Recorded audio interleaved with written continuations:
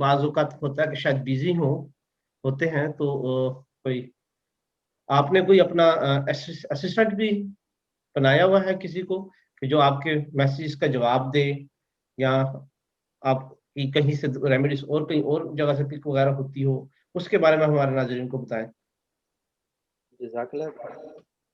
ये है कि मैं आहिस्ता-आहिस्ता अपनी टीम को एक्सटेंड कर रहा हूँ, जो पीछे बैठ के मेरी बहुत मदद करते हैं और जो मेरी कॉल्स बाज़ दफ़ा मैं ये नहीं है कि मैं किसी की कॉल को मिस कर देता हूँ, जानबूझ के कर देता हूँ और हमारा पेशेंट के साथ हमदर्दी का सलूक होता है। पहले ही पेशेंट मजबूरी की हालत में ही हमें फ़ोन करते हैं, कोई खुशी की वजह से तो नहीं करते। और हमारी कोशिश होती है कि पेशेंट जो मौजूद बैठे हुए हैं, उनकी तसल्ली से बात सुन लें। जो बज टेलीफ़ोन सारा वक़्त में हमें बजता रहता है, सुबह से लेके शाम तक बजता है, मगर कोशिश ये होती है कि हम एक वक़्त में एक ही पेशेंट को देख सकते हैं। बाज़ पेशेंट ऐसे होते हैं जो इमरजेंसी की हालत रखते हैं, जैसे हार्ट पेशेंट हैं, प्रेग्नेंट वुमेन्स हैं, उनका हमें बहुत ख़्याल रखना पड़ता है, किस वक़्त क्या हो जाए उनके लिए। तो जो ख़वातीन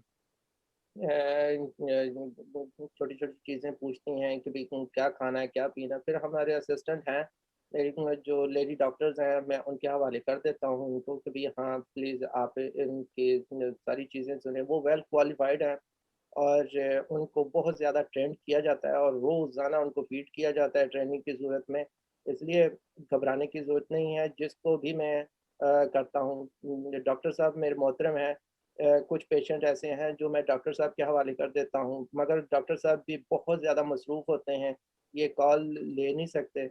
अब ये है कि ये मैसेज इनके पास रिकॉर्डिंग आनी चाहिए और इनके पास रिटन में आए।